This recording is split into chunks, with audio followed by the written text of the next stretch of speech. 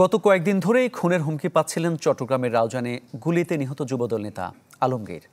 কারা তাকে হত্যা করতে পারে তা জানানো হয়েছিল তাকে। খুনের পর ছড়িয়ে পড়া কয়েকটি ভিডিওতে জানা গেছে এই তথ্য। তবে এই ঘটনায় এখনও কেউ আটক হয়নি। পুলিশের ধারণা, এলাকায় আধিপত্য বিস্তার নিয়েই ঘটতে পারে এই হত্যাকাণ্ড। এখন কি আর কি সপ্তাহ মারি ফেলে চিন্তা করছি নাকি আরো দেরি হবো? যে কোনো সময় মেরে ফেলবে প্রতিপক্ষের বখতিয়ার, সেই কথাই মাত্র কয়েকদিন আগে আলমগীরকে জানাচ্ছিলেন তারই এক ঘনিষ্ঠজন। শেষ পর্যন্ত সেই খুনেরই শিকার হতে হলো যুবদল নেতা আলমগীরকে।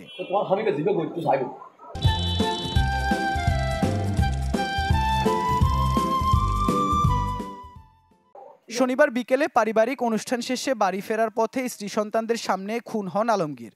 পৌর সদরের ৯ নম্বর ওয়ার্ডের চারাবটতলা এলাকায় ১০ থেকে ১৫ জনের দল এসে গুলি করে হত্যা করে তাকে। স্বামীকে হারিয়ে শোকে কাতর স্ত্রী লাভলি আক্তার। ২ সন্তান নিয়ে যেন ঘোর অনিশ্চয়তার মুখোমুখি এই গৃহবধূ। বিভিন্ন মানুষে মানে দলীয় গ্রুপ লই লড়াই বেলায় আজি একবারে শেষ করে দিয়ে ভাই। যারা যারা আছে তৈতুল্লাহ ইনুর বিশেষ চাই আনসামের বিশেষ চাই আর এতিম বানাই আর বলের বেতিম বানাই। গত ১.৫ বছরের রাউজান যেন খুনের জনপদ।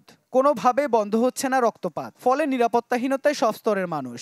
১৭ বছরের মধ্যে কয়েকবার গেছে, টানা ১২ বছর কিন্তু জেলে ছিল। ৯ মাস হচ্ছে উনি জেল থেকে আসছে। আমাদের ওয়ার্ডে সন্ত্রাস এগুলা কিন্তু ওনার পিছনে আসার পর থেকে ওনার পিছনে লেগে আছে। কিছুদিন আগে যে আব্দুল হাকিম ভাই হত্যা হয়েছে, এখন এই আলম মামাকে নৃশংসভাবে হত্যা করলো।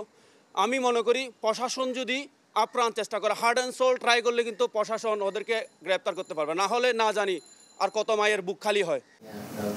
হত্যার কারণ হিসেবে প্রাথমিকভাবে বালুমহল সহ এলাকায় আধিপত্য বিস্তারকে দায়ী করছে পুলিশ। কথিত দুই গ্রুপের মধ্যে মানে বলা যায় যে এক ধরনের আধিপত্য বিস্তার কেন্দ্র করে এই ধরনের একটা ঘটনা ঘটেছে। এটা প্রাথমিকভাবে আমরা তথ্য পেয়েছি, বাট পরবর্তীতে মামলা এবং আসামি গ্রেপ্তার, পাশাপাশি তদন্ত শেষে বলা যাবে যে আসলে প্রকৃত কারণটা কী ছিল। গেল বছরের ৫ আগস্টের পর থেকে রাউজানে বিএনপির ২টি পক্ষের আধিপত্য বিস্তার নিয়ে বিরোধের জেরে ঘটছে একের পর এক হত্যাকাণ্ড। এখন পর্যন্ত হত্যা করা হয়েছে অন্তত ১৭ জনকে, এর মধ্যে ১২টি রাজনৈতিক হত্যাকাণ্ড। ইবেন মীর, চ্যানেল 24, চট্টগ্রাম।